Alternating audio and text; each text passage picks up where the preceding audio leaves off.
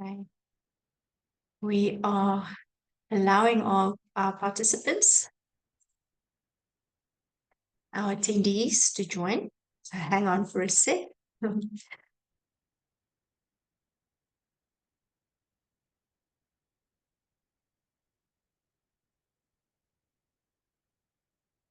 Can you guys see the link that I posted in the chat? Does it show yet? Oh, there it is. Okay. So, colleagues and friends and presenters, welcome. We'll officially start just now. But while we allow for our attendees to enter the chat room, I'd like to invite everyone to put down in the chat, as we always do, where they're from, where they're joining us from. We're keeping an eye on the chat, and we're excited to know where our audience is joining us from. I see we will have about 45 that have entered so far, but we're still waiting for quite a few, so let's give it another minute. So Baba from Sydney, I think I've seen you on one of our webinars before. So hi there. And Windhoek in Namibia, Harare in Zimbabwe, Jeffreys Bay, welcome. Hope the weather is good on that side. Lagos, Nigeria, Ghana, Cape Town, Magaliesburg nearby, Namibia again, Turkey. Prof. Caesar, lovely to have you here. Okay, so another minute or so. Lusaka, Zambia, Jakarta in Indonesia, Cape Town, welcome. Nairobi. Okay. Garda from Egypt, Kenya again. Evilwood. Okay, let's give it another minute or so as people are joining. Let's see. Sunny Pretoria. Yes, I'm also from Pretoria, but it's the weather's changing this side, hey? Getting colder. Gqeberha in South Africa. Okay, guys. I think David and Victoria, let's start. So good day, everyone. You must know me by now. I'm Lindy Greber from the Good Governance Academy, and it's once again my privilege to welcome you to one of our webinar events where we love to share knowledge. Today, we're very excited to have two very esteemed presenters in Dr. Victoria Hirth and David Dunning, who will today participate or present on the relatively new notion of purpose-driven organizations. Victoria, as you just described it, it's indeed a paradigm shift, and today we will be looking at it and exploring the concept from a corporate level perspective, really just understanding it. What is purpose-driven a purpose-driven organization? What does it entail? And David will then look at more the practical challenges of becoming a purpose-driven organization. So from my side, I think welcome to everyone. It's really our privilege to have you here, both our presenters and attendees. And what I also want to then, before handing over to Victoria, is what I also want to do is to invite our participants to also completed a brief survey that we're sharing online. I'm sharing the link to the Google form in the chat hereafter. Please join us. It's very brief. It's voluntary. No personal or sensitive information, but we'd love to hear your perceptions on purpose-driven organizations. Feel free to have a look at it while we are presenting, but we will also allow time and do it through a Slido throughout the sessions as well. But anyways, enough from me. Victoria, it's really a privilege to have you here today. You are one of the trendsetters, one of the people who are developing these guidelines and principles, and it's really wonderful to have you here. So I'm handing over to you. Thanks. Thank you. Thanks so much. It's great to be here with you all. I hope you can hear me okay. If you have any problems, just let me know. Otherwise, I will continue as that. I have a short 15 minutes, and I'm going to, thanks for the thumbs up, guys. I'm going to start my timer now. That means that I'm going to be giving a whistle-stop tour. Now, this is the first in a series of discussions, I believe, that we're going to have about purpose. So, and there's a lot of material where you can dive into more detail. So this is going to be just the sort of top line, which then with David, we're going to unpick a little bit more. But this is the first word, not the last word. And some of you may have seen some of this material before, but it's very rich. So hopefully it'll be useful. So this is what is the topic. Like I said, I'm not going to be going into rich detail into the standard, but I'm going to be framing it and I'm going to be giving top line. So I'll return to this slide in a minute, but this is PAS 808. It's the first, so globally, it's the first national standard in purpose-driven organizations. And as I'll mention later on, it's just gone out for global vote for 3 months to see if there's appetite to use PAS 808 as a starting point to say, what is the consensus globally, and can we arrive at an ISO in purpose-driven organizations? So in order to really understand purpose, because some of you might not have heard of it at all, as you said, in some parts of the world, this concept is new, although I would suggest it might have just been understood by a different name. Certainly in the global sphere, purpose has been sort of hitting headlines with Larry Fink and others and the Business Roundtable. But really it was about maybe more like 15, 18 years ago that it started to kind of really go up the ranks. But actually, as a concept, it goes right back to the beginning of management and business theory, back in the time of Barnard and everything. But in order to understand purpose, the important thing we need to think about is, what is the problem it's solving? Why is it even the thing we're talking about? Why has it come back on the agenda 15 years ago? And that, I think, is where I can hopefully bring a perspective that's sometimes hard to see when you're in the weeds of lots of different things. Because I've been focused on how do we align organizations with a sustainable future for at least the last 25 years, and probably actually longer. And so I've observed a kind of suite of kind of concepts, sustainability, organizational concepts come through, and then kind of get co-opted by the current paradigm and end up being not fit for purpose. And then everyone criticizes it, chucks it out. So when I saw purpose coming, you can really see that this, instead of dealing with symptoms, which a lot of the previous sustainability concepts in organizations did, purpose definitely started off, and under the roots of purpose, got right to the very heart of the matter, which is the fact that we proxy financial income for well-being outcomes. And I'll go into a little bit more detail about that. And what purpose did was get to the very heart of the profit maximization motive, and therefore, and dig in there and say your reason to exist is not profit maximization. Profits are always, it's a symbolic good, they're a means to an end, they're never an end in itself. And the Friedman doctrine, that's the only bit that you focus on in order to do your best job for long-term well-being for all, in other words, sustainability, is actually the heart of the issue that's driving unsustainability. So we have to, and I'm going to I'm spending a bit of time now giving you that verbally, because really that is the heart of the matter.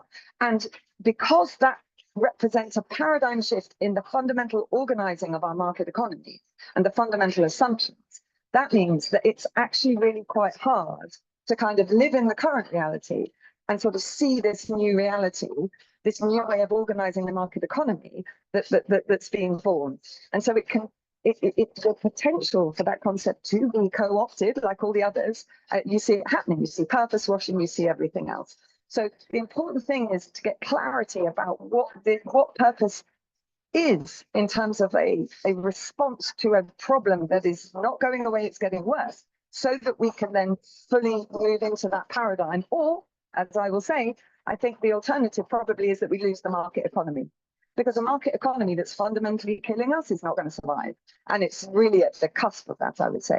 So we can rename it, we don't have to call it purpose, but ultimately the thing that says profit maximization is not the innovating optimizing objective for a company that's actually going to do us any good, then, you know, we're back at square one, we just call it something else. So some core points that we need to therefore think about that kind of underpin all of this is the objective of an economy is long-term well-being for everybody. Well-being is essentially, there are lots of ways we can think about well-being, but one of the core ways is understanding that universal needs, in other words, no matter where you are in the world, if you're human, there are a certain suite of needs, and those needs can be met in many, many different ways. 100 years ago would look very different to 100 years from now. But the point is that there are fundamental things, and those roll up to well-being. Well-being is like the pinnacle concept that's the foundation of philosophical and spiritual thinking. We will always be debating what it is. It is subjective, it is human, but the point is that there's enough for us to understand what it is. So again, we can call it sausage, doesn't matter what we call it, but it's the pinnacle goal that we are after, and that's what the economy should be delivering, not just for everyone, not just for a few people, but everyone, and not just now, but in the future. And then, and this is the really interesting point, it kind of landed, took me 20 years for this to kind of properly land, these 3 points, and the fact that they're connected is, if we reword the Brundtland definition, it is essentially saying the same thing. It's saying the definition of sustainability is long-term well-being for all, 3 core pillars. So social, environmental, financial, right? We could think of those as pillars to a goal, but what is the goal? Well, the goal is long-term well-being for all. So, which is also the goal of an economy, which is also humanity's meta purpose, or the closest that we'll get to it if we follow enough whys. So that is a really, really important thing to remember, because that is the ultimate optimizing objective that we're looking for. So if the economy was supposed to essentially be delivering sustainability, then the question is, why have we been going so wrong? Because that's what the economy should be delivering. So clearly it's not the economy is purpose-driven, right? It's society's organizing system. So the issue is not the goal of the economy. The issue is how we've organized the economy to get to the goal and what the assumptions that we have in it. And that's where we've gone wrong. And now to really land that point and to understand not just theoretically how we've gone wrong, but very practically how we've gone wrong, we have to understand governance. Because ultimately, any issues that result from anything we do are a result of decisions. And organizations are what society has created in order to kind of make routine decisions as if you are one body, even though you're in lots of individuals, in order to empower the economy. And the economy is just taking resources, like we said, and achieving well-being with them. So governance is the mechanism that embeds routinized decision-making within organizations. So if we want to understand what is locking in the decision-making that kind of sits based on those assumptions that we just talked about, we have to look at governance. And that means if we want to fix the decisions of organizations because we want to fix the negative impacts and we want to optimize the positive impacts, we've got to think about governance. And that's why and everything else is nice to have, but unless we're anchoring to governance, it's really, you know, just nice words or wagging fingers or whatever. So now I'm going to summarize ISO 37000 in about 1 minute. So the definition of governance in ISO 37000, and many people didn't think we'd actually get to the point of actually defining governance, but we did, is a human-based system by which an organization is directed, overseen, and held accountable for achieving its defined purpose. So in that, and 164 countries signed off on this, tells us something very, very important. I'm going to focus on those 3 things in the middle: direction, oversight, and accountability. So you have a direction that the governing body, the ultimate governing body, will set. And that could be the expression of everyone in the system. There are different ways to come about with that. You then have to, as the governance system has to oversee that, in other words, are we achieving that direction? And then you are accountable to significant others about whether or not you've achieved that and what corrective action you've taken as a result, et cetera, et cetera. So that's really the core functions of governance. Against its defined purpose, because if you're not clear what you're trying to do, because you might as well just go home. Organizations exist because you've come to do something. And that is expressed within your purpose. If it's purpose, that also means it's purposeful, not just your objective. I'm going to park that because that's one to unpick. Anyway, so all of this, the whole of the governance system hinges on direction. So what is direction? Well, it has two key elements, and you can think about this in terms of when you wake up in the, as in any action, even if it's just an individual waking up in the morning and deciding, what am I going to do with my body? Like, what am I going to do with my arms and my legs and my brain now? Two, the biggest organization in the world saying, this is the basis of our action, why we even exist as well. Two key things. Firstly, what is your optimizing goal? So that could be, the overarching objective or purpose of the largest organization, or it could be, I want to make a cup of tea, I've just opened one. Any optimize, and basically it rests on assumptions, often which are under the surface.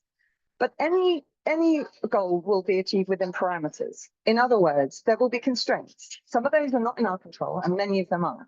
So in an organization and company sense, there will be things like risk tolerance level, how much money you have to make in order to survive, how much of all the other capitals you need, and we'll go into some of these, but also things like your values. We don't treat people, we want to achieve our goal, but not if it means treating people like this, obeying the law. That's also a choice, right? So we'll achieve our goal as optimally as possible, but we won't break the law. And why that matters is because that's when we can start to talk about strategy. Now, one of the issues with our business as usual thinking is we just talk about strategy as if it's the pinnacle thing. It isn't. It is a dynamic, constantly changing response to achieving an optimizing goal within parameters. So if you are not clear within an organization what the goal is, if everyone is not clear what the goal is and what the parameters are, then your strategy is going to be all over the place, as it routinely is. And again, we can unpick more of that later. So why this matters is because organizations tend to, therefore, because they are like one body decision-making unit, and governance is what holds that in place. Of course, many organizations are schizophrenic and they're not like that. But if you're going to have a clear culture, one where people can show up and actually use resources to do what apparently is supposed to be there for, then you want this to be as coherent as possible. And by the way, this is also the basis of culture, of course.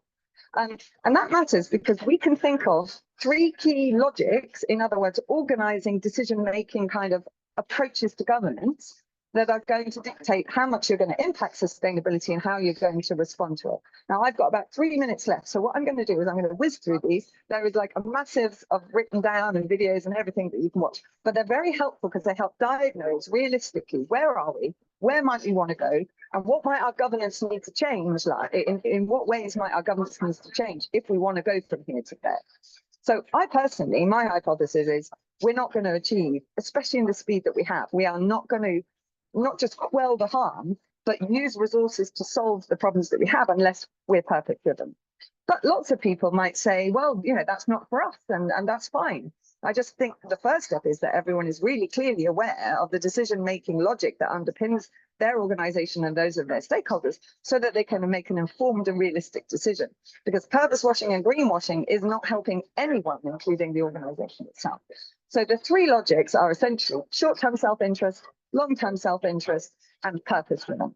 And purpose-driven is long-term other-serving. So it is the key paradigm shift that happens is you go from making decisions based on your own best interest, and usually your own financial best interest, to existing in service of long-term well-being for all. In other words, existing to serve the good of another. And let's face it, society endows organizations, which are society's organizing vehicle, with resources that are precious and shared in order to do something with them. So it's not a kind of a weird thing to say that maybe if we're going to give you resources or allow you access to them, that you should, yes, not be harming them, but probably actually doing something good with them that actually contributes to our well-being. Otherwise, we've got a rubbish economy. And that's also the key thing to note, is that ultimately, if an economy is there to serve the well-being of everyone in the long term, then an efficient, effective economy is one that actually does that really well, rather than actually doing the opposite, which is what we have now. So anyway, the way that the governance of decision-making then basically locks the economy as a whole, globally, in a nation sense, but also in terms of an organization, is that if you are in logic one, which is the normal business as usual, then essentially your goal is make as much money as possible or act in your own best interest, which is usually then counting the beans. That's your goal. And the key thing, the key means to achieve that goal is, it seems to be financial capital or money. And therefore the thing that you need to count and be accountable for is stocks and flows of financial capital. Just really important to remember there why it therefore matters what your goal and your parameters are, because the goal then is profit maximization and the parameter is having good, healthy stocks and flows of financial capital. And they are not the same thing. They're different sorts of decision making, but we often just say, yeah, profits are important. And my first question is, what, as an optimizing objective? Or indeed, I'm seeing my time's up, or not as an optimizing objective and actually as a parameter. Anyway, if you run a system globally that's locked into that goal and that parameter, and you supercharge it for 70 years, this is why we have an unsustainable world, because the ultimate objective is not just out of sight, but it's off limits, because companies are not allowed to actually care about well-being. They just have to meet revealed preferences. Otherwise, the market economy falls down because it's based on self-interest, and therefore you would have corruption in the system. Oh, sorry, yes, we do have corruption in the system. But anyway, that's a marketing story, and that's one for another day. But also what we don't do is cost and care about the means to this goal in terms of non-financial capitals. So second logic, which is what we're now coming on with the ESG agenda, is essentially bringing the bottom, those kind of non-financial capitals, the health of the social and environmental systems that underpin everything, back into being a decision-making parameter. That's essentially the ESG agenda. We can unpick that more, but the ultimate goal is off limits. You're still operating in this logic that the market somehow will magically optimize for well-being as long as everyone focuses on their self-interest, which of course doesn't work and was always a stupid idea.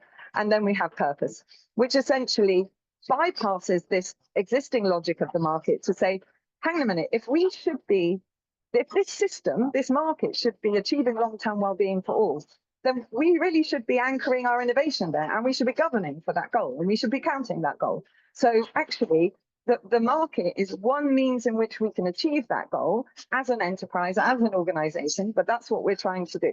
And therefore it shifts to being other serving. So you can see that there.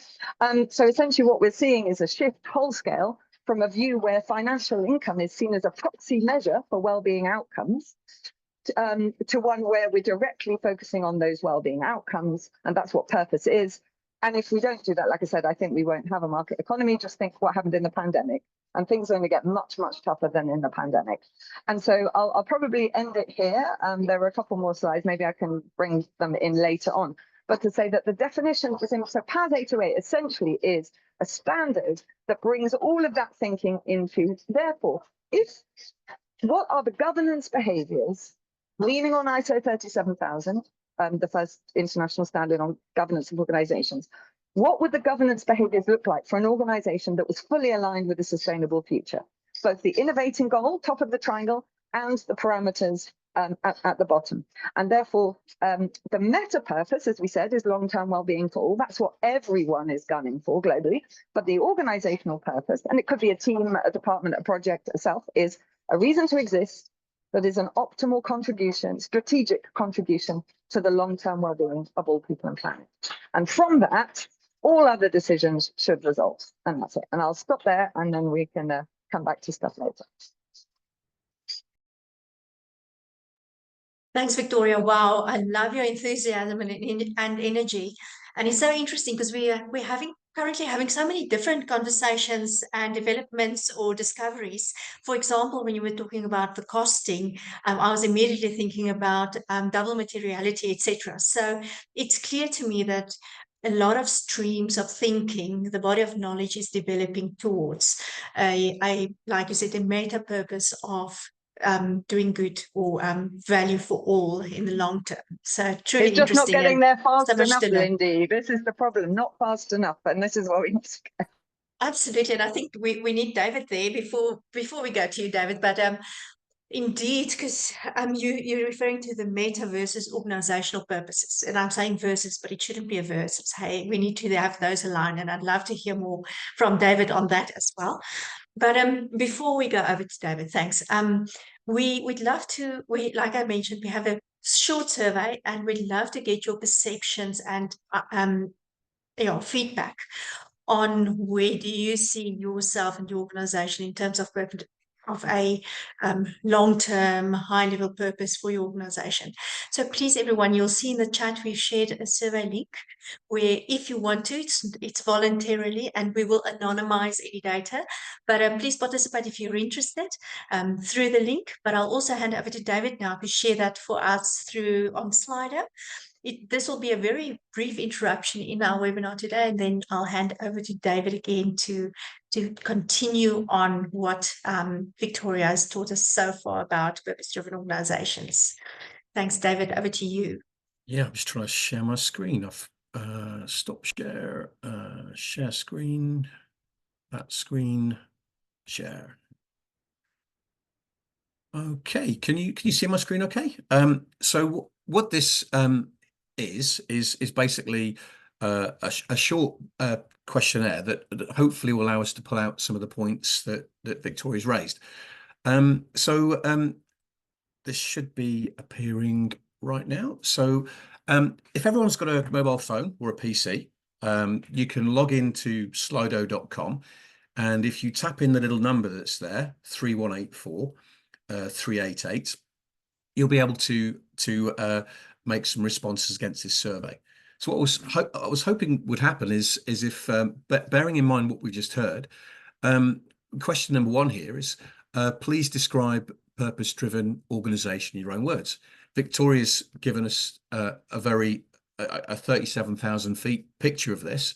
Maybe that's a little unfair, but it's quite a macro big picture. What does it mean to you? If having heard Victoria's words, having your own current understanding of what purpose-driven means, what does it mean to you? And we'll just wait and see what people say and see what people answer, and it'll give Victoria and Lindy and I a chance to make comments. So I must be honest, from my perspective, it has been a purpose-driven organization is one that wants to make money, and the social and well-being matters that Victoria mentions as important are secondary. And I must confess to that, and it's not good, is it? But that's how it is. Absolutely. I'm an accountant, and I was just thinking, yeah, well, we report annually, don't we? Only once a year on the bottom line. So it's really time for longer term financial reporting, even. Not only, well, we know it shouldn't be only the bottom line, but it should also not only be per year. I'd love to hear your thoughts on that, Victoria. Yeah, absolutely. That bottom of the triangle stuff, the ESG agenda, the multi-capital accounting, and I didn't get a chance to dig into it, but there are, of course, the 2 parts there. Well, 3 parts. You have the non-financial capital inputs that underpin financial capital that are not counted, the stocks and flows of those, just in a kind of what are we relying on this year, same as financial accounting. Now, multi-capital accounting has been coming up the agenda for the last 15, 20 years, but that's that agenda. Then there's the health of your stakeholders, which is what stakeholderism has brought in as a conversation. Oh, we rely on our stakeholders. We need to kind of invest in them. We need to forfeit some short-term profit maximization and extraction in order to do that. And then there are the social and environmental systems like healthy climate, healthy water system. And those are the 3 types of foundations of financial capital that are absolutely just not considered in the base what you have to do as a corporate. And I mean, just logically, that's completely nuts, of course. And ESG is just trying to get some of that, not even onto the balance sheet yet, just literally to just acknowledge the harm you're doing. I mean, we're so far behind considering the state of our systems. The line there, absolutely, David. Well, the line that I like the most, I know who wrote it, well-being of all conscious beings. I guess we're talking as purpose of being a richer set of things than just a commercial purpose, or it's a commercial purpose being towards well-being of all conscious things. But that's when you say commercial purpose, what do you mean there by that? Like commercial purpose, what do you mean by this? Ignoring purpose-driven matters. Okay, so yeah, so this is where I think it's a bit like the word sustainability. We have the word sustainability prior to sustainability as a dictionary definition, and we have to recognize that now it has a much richer meaning. and as a different concept. And the same is true for purpose. So we talk about, say, the objects or purpose in the kind of articles of association. So objects is probably a better term to mean any objective that you might have, because actually purpose is rooted in purposefulness and meaningfulness, which is basically being in service of the good of another. So it has a rich meaning, purpose, beyond that dictionary definition. And but like I said, the funny thing is that actually having a purpose that is to make as much money as possible, often just deep in our consciousness, is the moralized purpose. Because what we say is, and what we all believe to be true, is that by doing that, and by being as greedy as possible, let's put it that way, because we have, let's face it, we've institutionalized greed and told ourselves that this is a good thing, even though all spiritual leaders told us, oh, whoa, don't do that, but we did. And so basically then we say that the result of all of us being self-interested is purpose. And this is the juncture and why we're getting the mess we are. It's those reward systems, isn't it? We need to be careful on the reward systems we set up, because the reward systems we set up will cause behaviors that perhaps we wouldn't like, but it's only human. Yes, well, we reinforce with reward systems at the organization, we reinforce these assumptions about the business as usual economic organizing. But if we think about, take the average country, think about the media.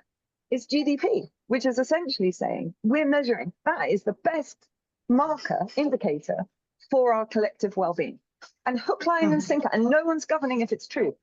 We only know it's not true because everything's collapsing around us. So, Lindy, how are we doing at time? Should we push on to the next question? I don't know. Yes, please. We're running out of time. Yeah, sorry. Wow. So, this is so interesting.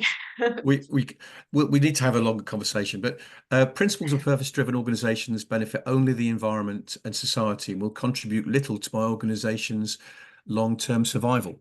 Do you agree? What do you think, folks? Do you disagree? Oh, there we go. So, it's dynamic. This is a fundamental point, Victoria, isn't it? It's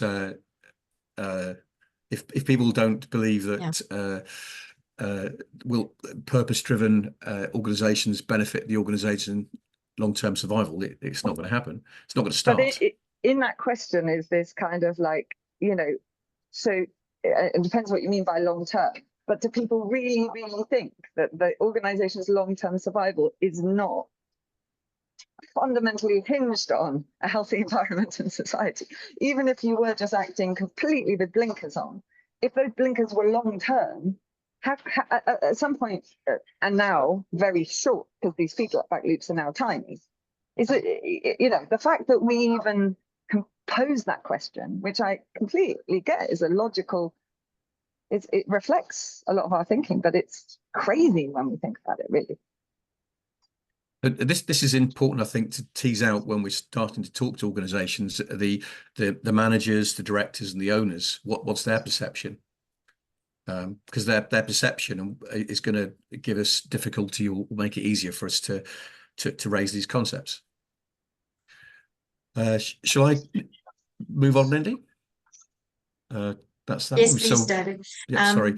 We have one or two attendees who want to share in the chat, and they're welcome as well. I'll record the responses there as well manually. So significant alignment already exists between purpose-driven organization principles and my own organization's purpose and goals. So do people have purpose-driven stuff in their own organization's purpose and goals? I guess the contrast there is it in your purpose and goals, or is it in some of the tactical plans that you have within your operation? Of course, the first part of that question is also purpose-driven organizational principles, and that's where the PAS 808 really comes in. I didn't have time this time to present the sort of 7 principles and the behaviors that come into that, but I think we can hang that over for the next session where we can go into a bit more detail. But unless we know what that is, we can't make that assessment either. And that's, I think, one of the like I said, I think if you've come into the world of purpose midway through, it would be very easy to just see purpose washing and interpret that purpose is something like doing good along the side or whatever. But when you look at the roots of purpose, where you look at it as a concept where it started, if you look even at some of the big speeches and quotes by like, you know, Mark Dinoff and Larry Fink, and you know, if you dig into it, you realize it really is about dethroning profit maximization. The US Business Roundtable as well, it lent into it, but it didn't go so far as to be explicit enough. What it, and I don't know if any of you who know, the US Business Roundtable, as part of this growing conversation around purpose, said we want to change the purpose of an organization in their constitution. And a US Business Roundtable is like the bastion of business as usual economic thinking. And what they did is they said that the purpose of an organization, that's an American organization, is to serve, essentially to serve the well-being, the good of all Americans. Now, that is just restating the meta purpose of an economy, of the American economy, because it's there to serve long-term well-being for all. Of course, recognizing that the long-term well-being for all of America is intricately hinged on the long-term well-being of everyone else, as we're now starting to really understand. But what they didn't do was to restate that in order to achieve that, therefore, we need to directly anchor our innovation to that goal and make sure we don't harm it. And so we ended up back in business as usual thinking, which wasn't challenged, to say, well, yeah, therefore we just make as much money as possible within the law, because that's what we all have grown up in our business schools tell us is the best way to contribute to society. So I think what the responses to this question suggest is that there is an issue, that there's going to be a challenge facing organisations that they're not really operating on a purpose-driven basis at the moment. So there's a problem. Okay. So David, those are the your three turn. questions. My turn, yeah. So I was going to offer an example. An example that makes some good points. It's not a brilliant example. It's not exemplary. It's just real. So this is what I think organizations are bumping into. I'll just basically explain this organization. It's a real organization. This organization has a business purpose.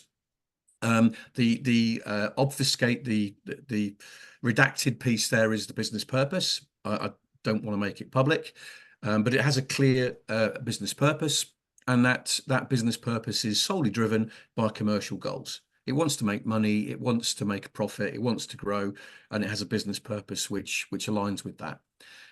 It also so can we think of that, David, just to be clear, so can we think about that as like the overarching objective of the organization? Yeah, it's like its reason to exist, whatever its reason to exist is in a couple of lines, and primarily it's driven from commercial goals. So it has some business values. These come after the business purpose. They're not before the purpose. It has values around employees, around the environment, around people, all the usual stuff. Pretty typical business values type stuff that you might see produced by a marketing team to make the company look good. That's not what it is in this case, but you could forgive that from happening.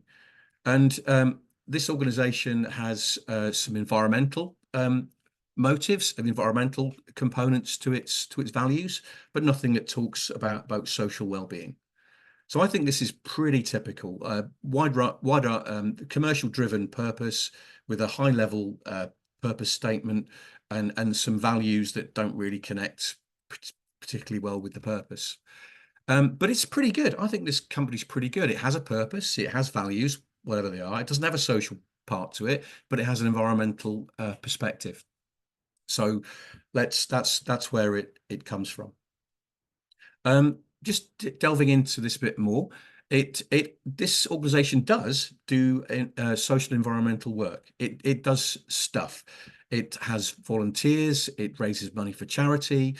It tries its best to not burn resources. It has good activities within it. But the values, as I mentioned, they're primarily on a website, and it's unfair to say they're solely marketing values, but they are pretty much that. It has an employee forum. which encourages people to do good, and that's bottom up. So whatever the employees want to do, there's support for them to do that, sponsoring, supporting events, assisting, all that kind of stuff, all good stuff. And it has a sales need to show in its proposals that the company does support social and environmental well-being matters. But so it needs collateral to make those proof points. So again, I think this is fairly typical of organizations starting off. This one's, as I say, got a purpose, it's got values, not nailing the social stuff, it's got an environmental focus, and it's doing to work towards social and environmental stuff throughout its organization. What's bad? So maybe what is an issue here is that this work towards social and environmental matters, it's not really overseen by the board. Board doesn't have any metrics which allow us to see what good is being done. The work isn't particularly prioritized. It kind of fits in. So if something can't get done, it'll just not get done. And the board doesn't have oversight of that. And there's no pressure to produce any expected outcome. So any of the things we might want to do that's good in terms of social and environmental matters, it fits in. A lot of good stuff gets done, but it's not central to the organization. And I can probably sense Victoria wincing a little bit at this. So that's not where this company wants to be, and it's been inspired by a lot of things, and PAS 808 is one of them. But it's got a purpose, it's got values. Its values aren't driving its purpose. It's not doing overtly social stuff, though it is behind the scenes. It's doing environmental stuff. It works towards social and environmental matters, but the objectives are not, the work it's doing is not based on objectives. So the goal here is to switch. Okay, we still have commercial goals that will drive our business purpose, but the idea is to include into the discussion of purpose what values are. So rather than values being something that's produced downstream, these are things that we all buy into upstream, so that out of the back end of our business purpose, which we can cascade and drive the organization with in terms of change activity, functional behaviors, business streams, value creation, value generation, and the employee forum, that the business purpose can be driving with the correct value parameters and objectives stirred in alongside the commercial goals, which means the work towards social environmental matters can be prioritized, it's visible, and it's truly driven by tone from the top, as well as the passion from employees. And it means that the outcomes that we want from purpose that are business value based are visible and can be measured. And it means that we can, however that priority is set, stuff can be prioritized, and we can hold stuff to task and check it gets done. Meaning that in this scenario, in the future scenario, our purpose is value based. The values are clearly going to be driving our purpose in this respect. We'll make sure we cover the social and environmental topics that we want to contribute towards. We'll make sure that work happens, and because it's objective based, we'll be able to measure it, and we'll understand that it's happening. So my view is that that's a reasonable step towards doing things the right way. I'm not saying it's perfect, but it needs a whole bunch of stuff to underpin it. We'll need a good model for strategy information. We'll need an effective organization, accountability. And this organization has already got an effective strategy information model where it can see its objectives and how they cascade through the business. It has a culture of accountability where people take on things, and as long as they're empowered, they're left to get on with stuff, and the leadership wants this to happen. So the other matters we need to deal with. But that's the example, really. So an organization as is, which is doing good stuff, but it isn't purpose driven. It has purposes, but it's not really purpose driven. We're looking to change that to an organization that is a lot more purpose driven. So Victoria, what are your reactions to that? Yeah, okay, great. Thanks, David. Very, very helpful. Can we go to the first slide? Yeah. And also, I just wanted a comment that came up in the chat about it this sort of seeming academic. Two things I just want to say on that. Firstly, very much this is led by what's going on in the real world. So any academia that's happening, academic work that's happening, this is lagging, as is often the case with this sort of thing, very much lagging what's happening in reality. The work that I'm doing, and I straddle academia and practice, is sort of helping the world to kind of clarify what it means, what it's trying to birth. But we also have to remember, it's very easy to sort of say, oh, it's academic. Anything that has not already happened, and even making sense of what's already happened, is theoretical. In other words, it's a theory. It's what do we think is going to happen? And we also know what we think is going to happen is endogenous. In other words, what we expect to happen is what we embody and what we make happen. So it really matters, especially at this moment in time. We have a very clear and sound basis of theory to move forward into, because otherwise we're not going to get anywhere. So that's one thing to say. We all need to be between theory and practice.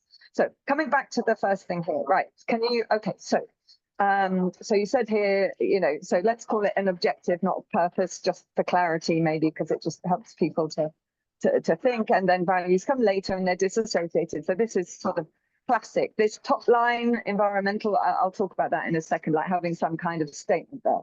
So can we, and by commercial goals, you mean making money? Yeah? Yeah. Like how much money you want to make, right? Okay, so if we go to the next slide then.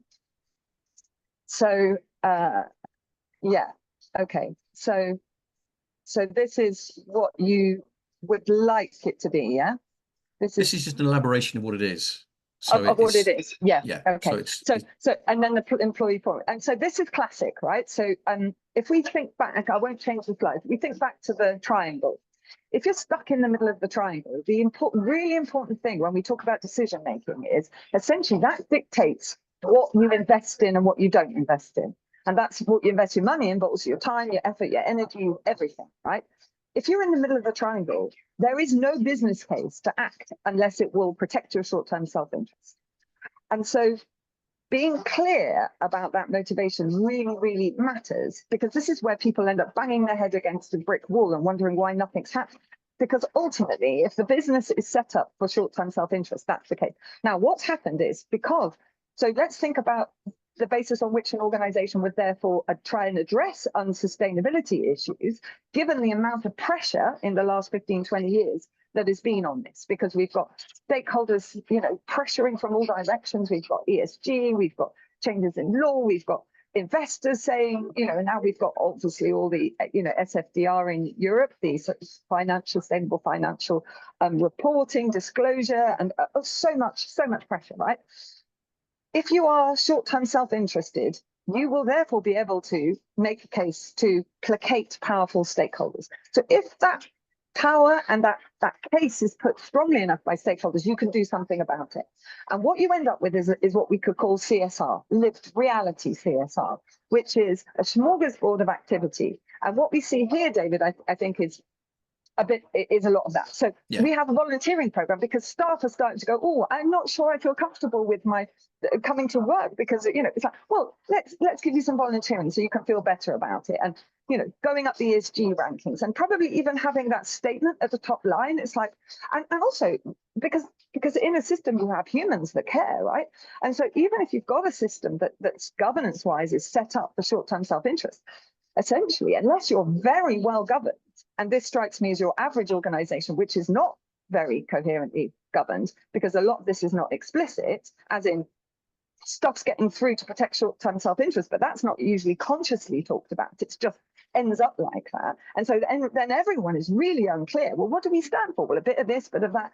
And then we end up in the issue that Friedman talks about, and which is a very fair point. It's just that his conclusion was really toxic.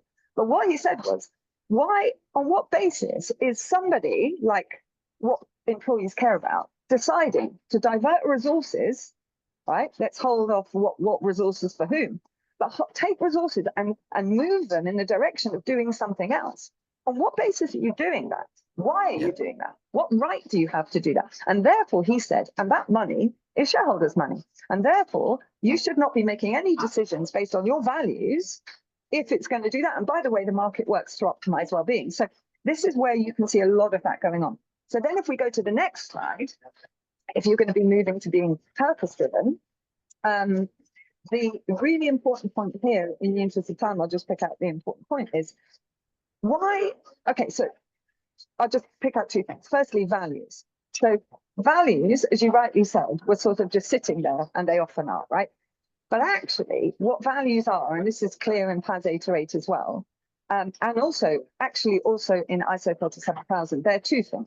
They are, a value is basically what we ultimately think is valuable and how the world works is our worldviews. They are often unconscious, and they essentially, what do we think is ultimately good in the world to protect and enhance? That is very, very important for creating your purpose, because unless you're clear about that, you wouldn't know what it is that really matters anyway. And PAS 808 starts with worldviews. And once you have used that to define your optimizing goal, which will only be a contribution to long-term well-being, you can't do everything, contribution. The way that you deliver that purpose needs to be within your values. And this is what values, generally, they show up in an organization as parameters for acting. So you were right previously to have them there at the second level, because what you're saying is, this is what we exist to do, but we do it in this way. In other words, we don't not do it in this way. In other words, it is a hard parameter. Now, what happens is people put a list of values, but because they don't understand governance of organizations and decision making, they don't encode it in policy, so that value is actually showing up in policy, governance and management policy, as a hard parameter, so that when you're making strategy, you're doing it consciously within those parameters. So those values should be there, but also there. And finally, I'll just say commercial goals. Why are they there? What do they mean? Why are they sitting there? Because to me, if you're purpose-driven, your commercial goal is a strategy. What you really want is, what is your commercial strategy? And commercial, if you're purpose-driven, might be all of your strategy, but it might also just be some of your strategy. Lots of purpose-driven organizations will have philanthropic funds or other ways, and the market becomes one node in which you optimize your purpose. Maybe the biggest, maybe not. Your commercial goals, to me, that's just strategy. That's just, how do we achieve our purpose best in the formal market? I don't understand why they're there. I guess they mean things to shareholders. It's their reason. It's their short-term reason to be commercial goals. They showed them alongside. But I think the key point is the switch from having values downstream to start to have values upstream, and to move the focus from leaving it to employees to tactically get on with it and kind of support, to being at least central to your thinking, however it's described, whether commercial goals are just part of your values, whichever it is. I think the important thing is it's pulling it forwards, pulling the appreciation of values forwards to drive purpose. This is a really important point, though, because we're coming from a position where we're automatically optimizing for commercial goals. Purpose, apart from anything, asks that question. What is a commercial goal? Well, let's just call it what it is. Yeah. I don't think commercial goal is very explanatory. Financial optimization. And this is, so what you seem to be describing there is what I'd call a hybrid organization, which is a very, very high tension state you really wouldn't want to put an organization in. But in the move, especially in the legal sense, from everything being about shareholders, or interpreted, because the law actually doesn't say that, it's just interpreted that way in the vast majority of cases, to being purpose-driven, we have this hybridity, which says, oh, you exist to make as much money as possible for shareholders or members, and you have a purpose. And then we're just going to let you get on with how you work that out in your decision making and prioritize or not prioritize. And of course, then it isn't. So no one really wants to be in that state, but it's pragmatic, right? But I think we need to be really clear, because let's look at AI. Let's look at the AI companies. Now, because of we should all have that level of understanding of the profundity of what it is to set up an organization and have access to resources and have the luxury and right to do something with them. We all should, because all organizations, as we now know, have a profound effect on everything on this planet, right? One way or another. But AI, and let's just take OpenAI, consciously because it's an extreme example, although I don't think it is, but it feels like an extreme example, set themselves up to be purpose-driven. They didn't use that language, but essentially that's what they did, because they set themselves up to say, and this is the really important thing, shareholders are a stakeholder, one of many, who bring resources, but so do lots of other people, like employees and and nature and everything, all bring resources to the table, have expectations that are set, but they are not our reason to exist. We are not optimizing for them. And therefore, we have a capped return model. So we say, as is often the case in bonds and things, invest in us, and we hope to get you this, but it won't be more than that. And so shareholders become a stakeholder with clear expectations. And therefore, they should not be part of the optimizing goal if you're fully purpose-driven.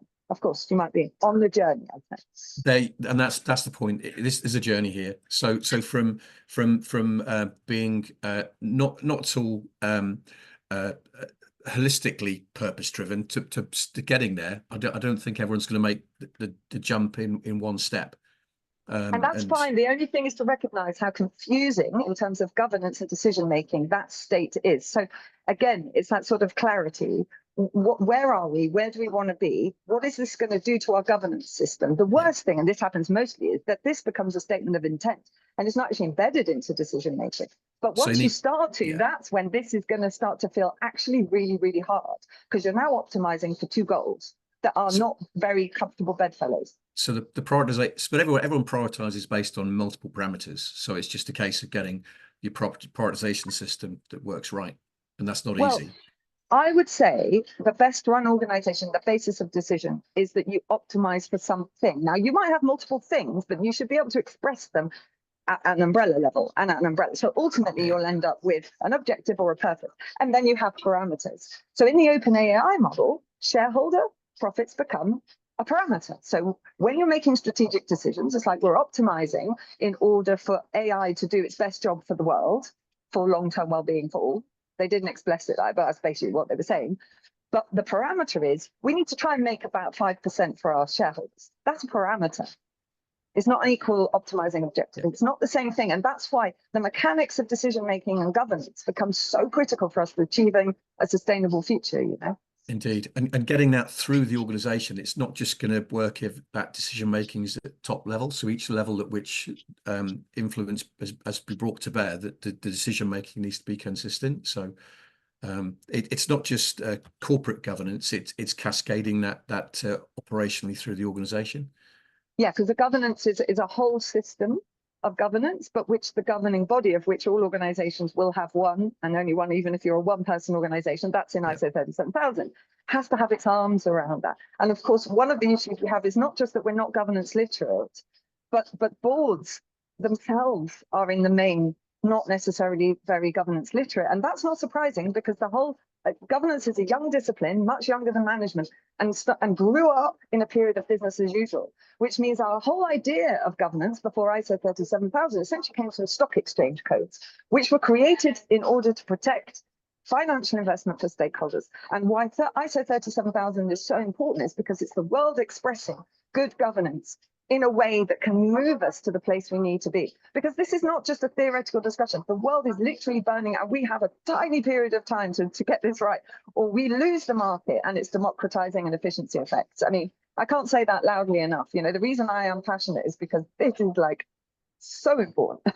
So what do people think? We've only got a few minutes left, but these should be quite quick, these answers. So folks, back to the Slido. I don't know how much time we got, but implementing principles of purpose-driven organizations will require significant changes to my organization's purpose. Do we think that our organization's purposes need to change? I think that might just be one person. I hope it isn't. I hope that's everyone. Do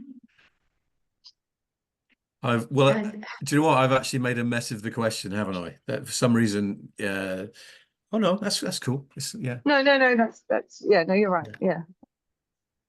Okay, so I think we get the answer. We're going to need to change. So got that one. I wish we had time. By the way, I would love to bring in the people who disagree, because I would really love to understand their perspective. But maybe that we can roll that over. We're running out of Absolutely. time, Because Lindy, also, aren't we? yeah, maybe it's yeah, we also, are. sorry, we are out of time, we. Sorry, Victoria, I just wanted to mention that, this differs also, these values as parameters and governance, etc., differs for different communities, the global north, the global south, developing or developed, the rich and the poor. So once again, purpose might look very different as well. So that's Well, a yeah, next challenge. I'd say but also it's very unifying. The only reason we could come up with 37,000, which was signed up by 164 countries, is because these things are. If you're an organization, you're making decisions, these things are universal. Long-term well-being for all is not about one country versus another. This is our base ethic, because ultimately it's everywhere when you look at it. And so it's how, however, what your unique contribution to that is, that's what's going to change massively. And then the strategic delivery of that really will change. But maybe also the journey to get there. Exactly, yeah. The strategizing, and then you get to strategy and tactics. But I think maybe the people are disagreeing as well, because let's face it, there are some very good purpose statements out there, right? They're just not operationalized. They're just not real. So maybe the purpose doesn't need to change. Like, take charities. A lot of charities, in theory, are purpose-driven, but are not necessarily at all purpose-driven when we look at PAS 808 and what it means to operationalize that. Indeed. Or they're kind of robbing Peter to pay Paul, doing some good over here and asset stripping at the bottom of the triangle. And so this is all of our problems. And that's one, just to end there, is to say, one of the things that ISO 37000, PAS 808, and the coming ISO do is to remind us that what unites us as organizations is far greater than what separates us. We've spent decades stripping things, profit, not for profit. What the hell does this mean anyway? We'll talk maybe about that another time. And all of these separations and just, oh yeah, but they're different to that. And I like, no, actually. And the Integrated Reporting Council, International Integrated Reporting Council, did a good job of this by saying, ultimately, any organization has inputs that come in, multiple capitals that come in, they do stuff with it, and then stuff comes out, and that creates impacts and consequences. And that's it. And if you're an organization, you're doing that on scale. Yeah. Fantastic. Wow, so interesting. David, we're out of time. So last word to you, and then I'll close and thank everyone. To me, well, clearly the purpose-driven agenda is spoken about a lot with great passion by Victoria, and is absolutely vital, and it's inspirational to me. But we need to make that practically work within organizations. So to my mind, they need a better path from purpose to vision to strategy, and then a sensible way to enable the good things they can take on board to actually happen. And that's systematic integrated governance to make that happen, in my mind. Absolutely. And like our panelists say, or our attendees say, this is definitely a topic to be passionate about, because through this we can really make good and contribute to community and to the world and to the future. Everyone, thank you so much. Victoria, it really is a privilege to have you on board and have you here as a panelist. David, thank you so much for taking that practical perspective as well. I want to remind our attendees that this is the first in a series of on purpose-driven organizations. Please be on the lookout for our invitation to attend the next one. And Victoria and David, thank you so much. To Carolyn Chalmers and the Good Governance Academy and Business Integrated Governance, thank you, everyone. It was lovely, and we will see you again back soon. Have a nice day. Bye-bye. Thank you. Bye, everyone.